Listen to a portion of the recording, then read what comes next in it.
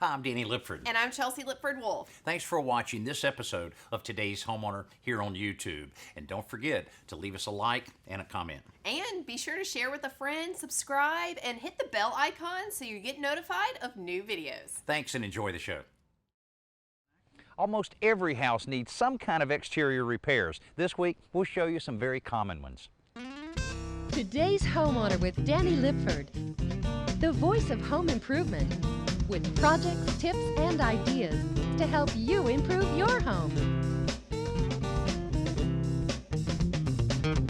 One factor that can affect the exterior of your home more than anything else, the weather. The weather's harsh elements can cause your roof to leak, your walls to rot, your windows to virtually fall apart. Well, that's not a problem. This week, we'll show you how to handle a number of these very common exterior repairs, and we'll show you how to do it quickly, easily, and very inexpensively. Now, you can hire the pros to take care of a number of the projects that we're going to show you this week, but you might be surprised how easy it is because we have a few tricks up our sleeve. Stay with us. When you're creating a list of common exterior repairs, that list has to include something to do with windows. There's a lot of work and maintenance involved in keeping your windows looking good and working as they should. Now, we'll show you 3 different situations that you may encounter around your home. 1, wood windows painted shut. Now, that's not a good idea for a lot of different reasons. We'll show you how easy it is to remedy that situation. Also, once you have the windows open, you want that nice fresh air in and out of there. We'll show you how to repair window screens. And if you have children, you're going to end up with maybe a baseball through a window from time to time. We'll show you how to repair a broken window pane. Now, when you have a window that's painted shut, not only will it hamper your ability to get fresh air in the house, it will also cause a potentially dangerous situation of not being able to crawl out of that window in the event of a fire. Now, recently, we took care of that situation on this window. First, I opened the window lock and began cutting around the perimeter of the window with a sharp utility knife. This cut will obviously create an opening in the paint seal on the window, but also it'll minimize the chipping and cracking of paint when the window is open. Next, I tap a stiff-bladed putty knife into the gap around the window sash and frame. Outside, I repeat the same process with the utility knife and putty knife, not only on the sides of the window, but also along the bottom. This is where the window will begin to open a bit.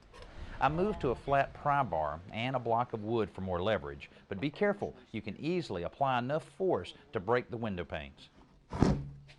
To keep the windows from getting stuck again in the future, anytime the windows are painted, they need to be moved a little bit so that the paint won't stick them to the jambs, and that won't be a problem again. Now, with windows working better, you're going to use them more, and when you use them more, you need some good screens. Look at the problem with this screen. You may have a few of these around your home.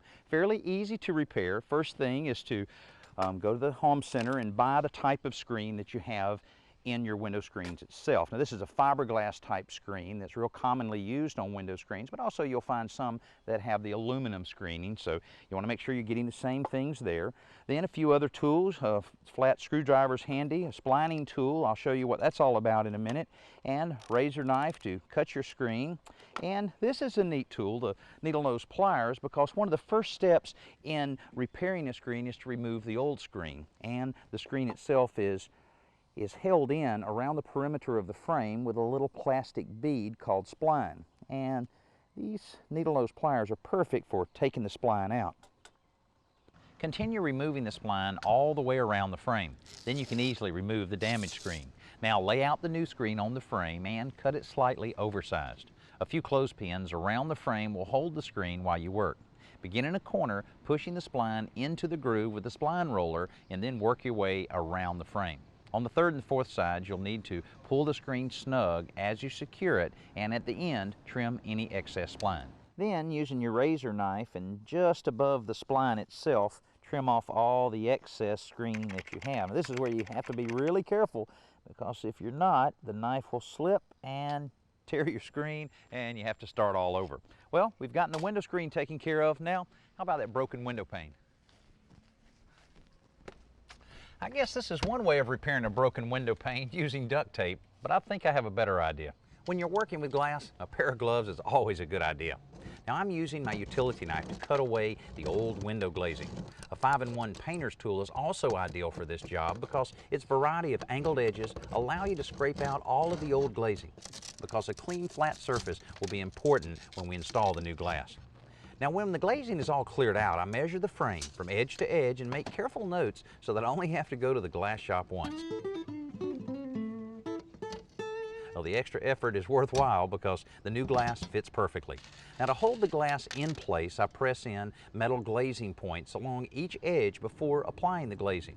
This glazing in a tube is much easier to apply than the old-fashioned glazing in a can. Now with all the glazing smoothed out, now what I'll do is let this sit overnight and dry thoroughly, then I can prime and paint it. Apparently the homeowners didn't know about that little trick, because if you don't paint it, it'll end up looking like that, all molded and mildewed. Now there's a lot of other glazing to be done on this window. I'll take care of that while you check out our simple solution of the week. It's time for this week's Simple Solution from home repair expert Joe Truini. If you've ever tried to cut a large piece of PVC pipe around your home, you know it can be quite a challenge to cut it nice and square. You're right, Danny. Homeowners have been using PVC pipe not only for plumbing jobs, but also for landscaping and drainage jobs around the house. But the challenge when you're working with a pipe, this is 3 inches diameter, but it comes 4, 6, even 8 inches, Right. is how do you mark it to cut it squarely? Right. Well, all you need is a strip of thin cardboard that's long enough that you can wrap it around the pipe and then overlap itself by at least 1/4 of the length of cardboard. So by lining up the cardboard, you're really getting exactly the squareness all the way around the pipe. Right, because if it's not lined up, if these edges aren't lined up, the line's not going to be square. So you just pull it tight and make sure these edges are perfectly aligned. Then just take a marker and run it right along. Oh, okay. See that? And that'll give you a nice square line. You just do that all the way around. Just follow the cardboard. And you see, just by looking at it, it looks pretty square. So, Now I know there's a lot of different saws that you can use to cut a PVC pipe, but all of them are a bit of a challenge to get it started. It wants to skate along the surface of the pipe. You can cut it with, we're going to use a hacksaw, but you can cut it with even some wood cutting saws. But you're right, how do you get it started? Because this is pretty hard and slippery. So here's the trick. Take a triangular file and put it right on the cut line. Just a couple of little strokes back and forth. You just want to create a little. Oh, I see. Okay. Yeah, there you go. And that's just enough to get the saw started, especially here with a thin blade of a hacksaw. And then you just keep cutting, just follow the line all the way straight through. The best way to really take a close look at your roof is to get right up on the roof and take a look around. Now, if you don't feel comfortable getting on a ladder or on a sloped surface like a roof, you may want to call a professional roofer to inspect your home. This is a perfect time of the year to be looking at your roof because all of the leaves have pretty much finished falling for the year, and you may find things like we found here where the homeowners have completely neglected cleaning the valley part of the roof, and this will cause the water to dam up and really push its way right into the house. Also, see a few holes in the shingle here that we'll have to repair later this morning. Also, some of the other things that we'll be looking for on this roof and trying to take care of are things just like this, where an old limb that had been here before had really caused some damage here. We'll have to replace this. Also, while we're up here, we're going to look closely at any of the roof jacks. This one's fairly rusty and may need to be replaced, or we may be able to sand it down and repaint it. We've also discovered on this roof that our friends the squirrels have really been chewing away at the lead jack that's around this plumbing stack. This will definitely have to be replaced. And that's where we'll begin our repairs, by removing the old jack and putting in a new one. To get the old one out, I'm prying up the surrounding shingles with a flat bar and carefully pulling the nails so I can completely remove any shingle that rests on top of the roof jack flange. Now this will allow me to remove the old chewed up roof jack and replace it with a brand new one. You can find these jacks in a variety of sizes to fit existing vent pipes at your local home center or hardware store. Now all we have to do is carefully position the new shingle in behind it here. You have to kind of carefully slide this in so that you're not tearing any of the shingles around, and get it right back in place. Then you can take your little 7/8 inch roofing tacks like we used before and carefully lift the shingles up and put your nail in at the top of all of your water gaps. Now I'll continue nailing this in so that we won't have any problems with that. Then the last step will be to take the hammer and just roll this right down into the vent itself. The clogged valleys are an easier fix because for the most part it's just cleaning. I start by sweeping out the leaves and debris so that I can begin scraping off the rust from the valley metal. A putty knife or a flat bar works well for the big stuff, but to really get rid of all of the rust, I'm using a wire brush to scrub down to bare metal and smooth the surface before giving it a once-over with the broom. I want to recoat the metal, but not the shingles, so I'm masking off the bordering shingles by tucking newspaper under them and folding it back over the roofing material. Finally, I'm applying 2 to 3 coats of rust-inhibiting spray paint to the metal valley to stop the rust and prevent any future leaks.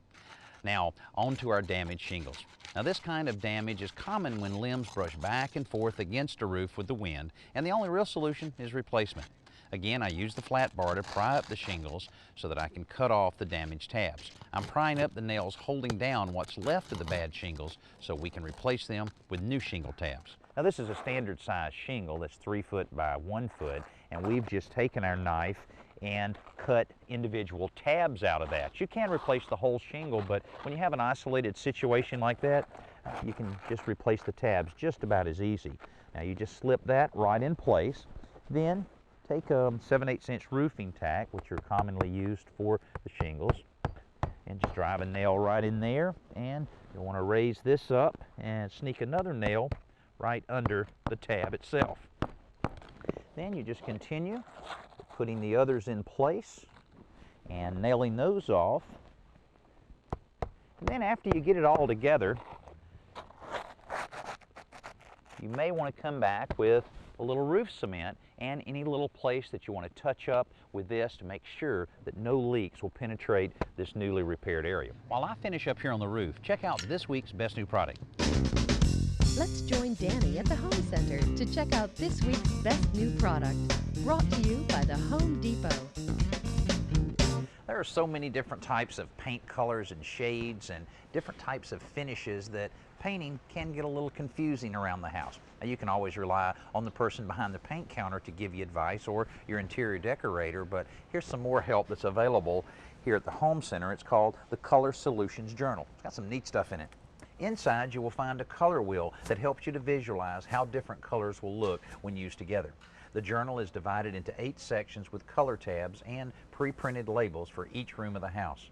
Each section includes note paper, graph paper, and pockets to store color swatches and clippings. Throughout, there are helpful painting hints ranging from choosing a color scheme, priming, tips on brushes and rollers, using glazes, and much more. Faux finishing is very popular, so they've even included a 2-disc CD-ROM on various faux finishing techniques.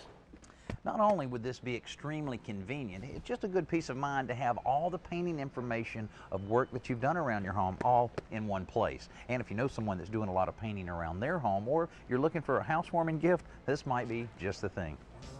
Welcome back to our project for the day, which is repairing a number of very common exterior household problems. The problem we're dealing with now, really bad gutters here. You know, the sag in these gutters is a result of just simply not being cleaned very regular, which is the very best thing you can do. That was our first step here, is to reach in and get all of the leaves and the muck that had accumulated in this area, got it out of the gutter. Now we can kind of concentrate on how to solve the problem of the sag. You can really see the pronounced sag that we have right here, and what that is causing is the water to gather here and not ever even make it to the downspout. The real problem that this can cause is that it can, during a rain, can actually feed water back into the soffit area, the overhang area of the house, and it won't be long before that'll need to be replaced. Now, what we plan on doing here is to replace a number of the gutter spikes. These are just basically long aluminum nails that are used originally to attach the gutter to the fascia board. We're replacing those with a screw type gutter spike. We'll feed it right back through into the same hole. Then we can use our cordless drill to connect that, and that'll snug the gutter back up and should allow it to drain.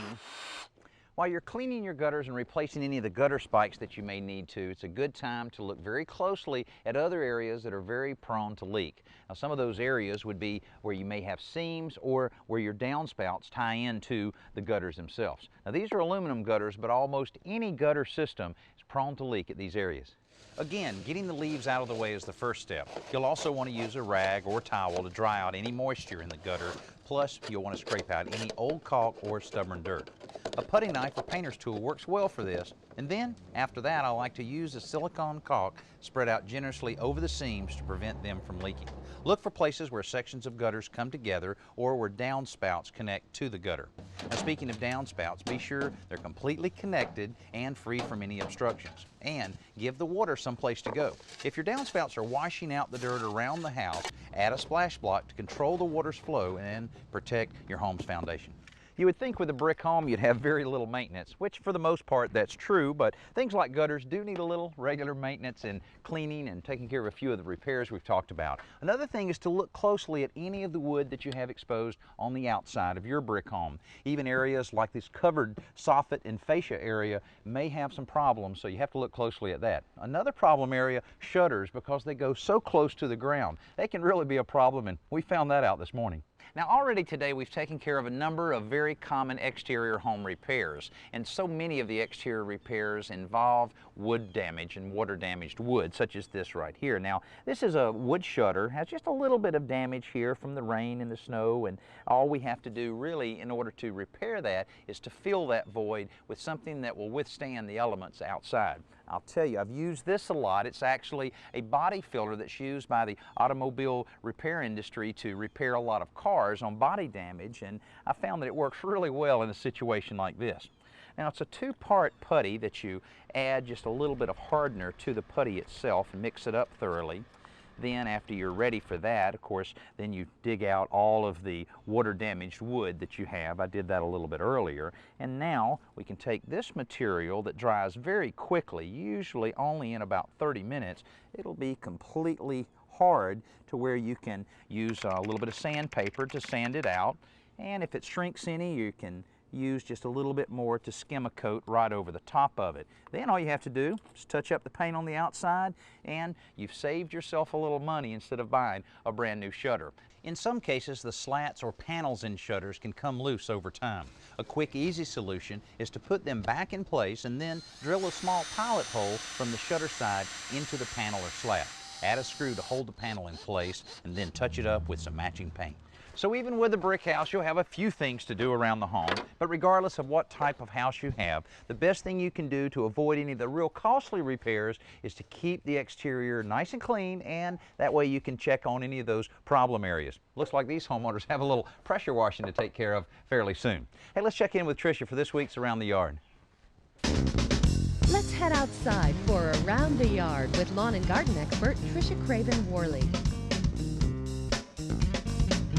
Everybody knows the proper amount of water is important for healthy plants. Here's a great tip on container gardening. Well, Danny, a lot of people enjoy gardening in containers because of the color it gives to a patio. Right, sure does. And it's really important to have something that's going to retain the moisture. And one simple way to do that is by using a glazed pot that's going to keep the moisture inside the pot. Okay. Another important thing, though, is to be able to drain the water out when you do water, and so that's important to have that hole down there. Yeah, if not, it'll really get waterlogged in there. Exactly, Okay. exactly. So the first thing I do is put a little piece of screen on, and I actually have a really fun tip, and that is using tea bags to hold the moisture in. Old tea bags. Right, I've been having my husband drink tea for weeks now, and I am going to put these in the bottom of this pot, and just as when you infuse tea, the water goes through, what's going to happen in this instance is it's going to help retain some of the moisture. So Okay. if you'll help me with this, we're going to put a little bit of Sure. this soil in here. Okay, that's good. Looks pretty good. Exactly. And tea, many people know that tea also is a source of acid. So some of these plants that I'm putting in here love acid, especially this miniature rose. So it's really keeping that area very moist on the bottom of the container, right where those roots will be drawing it into it. So all you do is water like you always do, and you might be able to cut down the watering just a little bit with these happy tea bags. Sounds good. Maintenance and repairs is just part of owning a home. Hopefully, we've been able to share with you a few ways that you can handle some of the more common exterior repairs around your home.